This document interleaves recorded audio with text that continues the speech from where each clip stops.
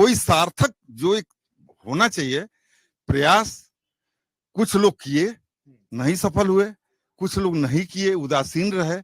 ये दुर्भाग्य था कि कोई ऐसा प्रतिनिधि नहीं आया कि जो केंद्र से लड़कर या सरकार से लड़कर या बिहार सरकार चाहे केंद्र सरकार कोई भी हो कि यहाँ पर एक शुरुआत करे। कोई नहीं किया।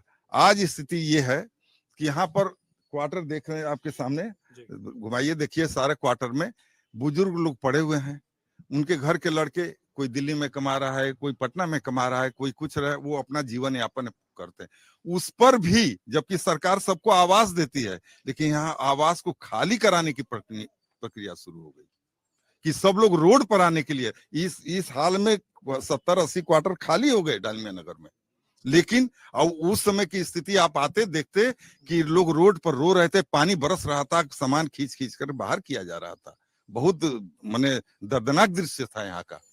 लेकिन कोई ध्यान नहीं है, किसी का ध्यान नहीं है कि अरे बाप रे बाप, लोग आवास बना रहे हैं ना देने के लिए कि हाँ भाई जिसका आवास नहीं दे। यहाँ पर किसी के लिए आवास नहीं है, यहाँ पर पड़े हुए हैं, इसको भी खाली कराने की एक मिनिमम करके, एक राहत करके अगर इन लोगों को क्वार्टर ऐसे दे दिया जाए गवर्नमेंट पहल करके, कितने लोगों की जिंदगी यहाँ पर आसान हो जाएगी। आपका नाम साहब? मैं कीर्तन प्रसाद श्रीवास्तव जी। और जो इन्होंने अभी श्रीवास्तव जी ने कहा, मैं उसी के आगे एक चीज पूछता हूँ, क्योंकि उन्होंने बोला कि 22-24 हजार लोग कागज पर थे। मोटा मोटा अगर 4 लोगों का परिवार भी माना जाए तो करीब करीब 1 लाख लोग जो सीधा एक कैंपस से जुड़े हैं। वोट की दृष्टि से भी देखें, चलिए राजनीति के इस सवाल पर आ जाएं, तो छोटी संख्या नहीं है कि 1 लाख एक मुश्त वोटर आपको एक मुद्दे से समाधान दिखाई देता है। फिर समाधान क्यों नहीं सोचा जाता? सबसे पहले तो इस क्षेत्र के लिए आपकी टीम को बहुत बहुत धन्यवाद कि यहाँ की समस्याओं के लिए आप यहाँ सुनने और समझने आए हैं। देखिए, ये हमेशा से चुनावी मुद्दा रहा है और हम लोग एक सामाजिक कार्यकर्ता के रूप में जाने जाते हैं। चुनाव और जनसंख्या पर या इससे जुड़े लोगों पर यहाँ की समस्याओं के बारे में पीछे जितने भी आपने भी इंटरव्यू लिया है, मैं बस यही कहना चाहूँगा, यह चुनावी मुद्दा, इस बार के चुनाव में यह चुनावी मुद्दा बन के मत रह जाए। और अब चूंकि सेंटर में गवर्नमेंट अगर बनती है बीजेपी की, तो कहीं ना कहीं यहाँ से जो लोग जाएंगे तो उनसे कुछ उम्मीद बनेगी। और हम लोग भी चुनाव के बाद अगर उनका पहल नहीं होता, कारण क्या है कि इस बार का ये काराकाट लोकसभा जो है और डालमिया नगर का, हमको लगता है कि इस बार भाग जगने वाला है, चूंकि पूरे हिंदुस्तान का नजर इसको काराकाट लोकसभा पर मैंने पड़ा हुआ है। और हमें लगता है कि अमर उजाला का टीम जो है इसी वजह से आया भी है, क्योंकि कहीं ना कहीं बहुत मैंने हाई प्रोफाइल मतलब समझे चल रही है काराकाट लोकसभा। और चुनाव के बाद हम लोग भी आंदोलन करेंगे अपने फैक्ट्री के लिए, इसके लिए। आपका नाम साहब? जी, मेरा नाम है नंदन कुमार। जी नंदन जी, जैसा आपने कहा ना कि हाई प्रोफाइल है, स्वाभाविक बात है, मतलब इसमें कोई वो छुपाने वाली बात नहीं कि हाँ एक ऐसा मुकाबला दिख रहा था कि हमको लगा। और लोकसभा क्षेत्र में सिर्फ एक विधानसभा नहीं आती है, तो अगर हम कुल मिलाकर देखें तो हाँ इस लोकसभा को समझा जाए। लेकिन जो अभी जहां मैं वापस बोलता हूँ, जो बालाजी ने पूरी बात विस्तार से बताई ना, उसके बाद वो जो एक क्रम आया वहां, ये ना कि वो पूरा का पूरा बहस या बातचीत या मुद्दे वो हाई प्रोफाइल में गुम हो जाए और मुद्दा जमीन पर ही रह जाए और बातों में वो चेहरे ज्यादा हावी हो जाए। उसके लिए क्या कोशिश रहती है खुद के तौर? अभी जैसा कि मैंने बताया कि पूरे हिंदुस्तान का नजर लोकसभा पर है। पहले तो चुनावी मुद्दा था आया राम गया राम हो जाता था, तो कहीं ना कहीं चुनाव के बाद हम लोग भी आंदोलनरत रहेंगे और अपने मुद्दे को, अपने हक के लिए उसका निर्णय मतलब निकालेंगे हम लोग। आप लोग उस लड़ाई को जो आप लोगों ने लगातार की है उसको और भी जारी रखेंगे। चलिए, थोड़ा सा मैं आपसे यही समझना चाहता हूँ, कितनी बार ये लड़ाई हुई, कितनी बार नेता आए और नेता बोलते क्या हैं?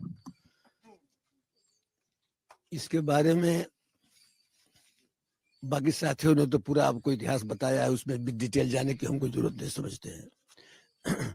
इसको 2 भाग में बांटा जाए, एक है प्लांट एंड मशीनरी एरिया और दूसरा है आवासीय क्षेत्र।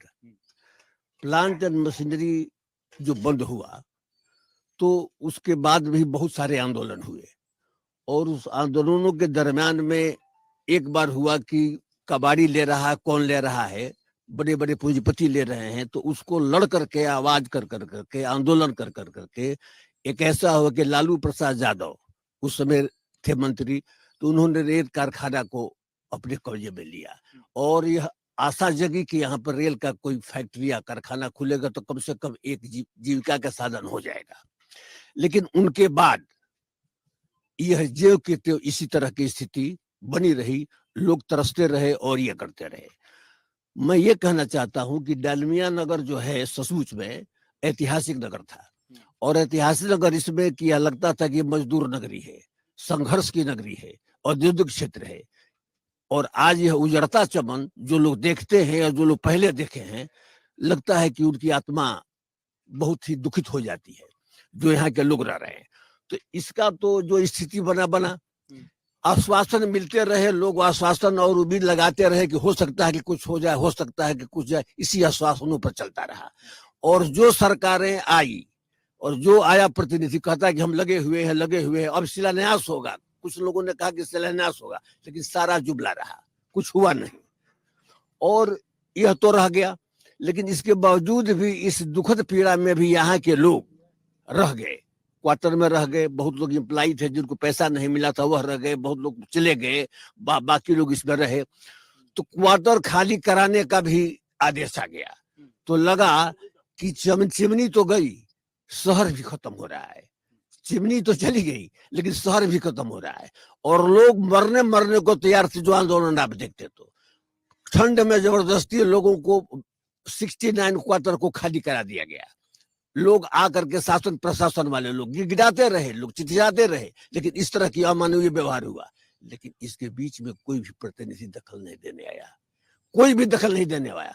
अब मैं आपको मैंने हम दावे के साथ कहते हैं कि जैसा लोग जानते हैं, उस समय यहाँ के सांसद थे महाबली सिंह, उनको लोगों ने गुहार लगाया। वो कहेंगे कि हम इसके बारे में कुछ नहीं करेंगे। उन्होंने इतना सिंपैथी में भी कुछ नहीं कहा कि क्या कर रहे हैं नहीं कर रहे हैं, कहा कि हम इसमें नहीं करें।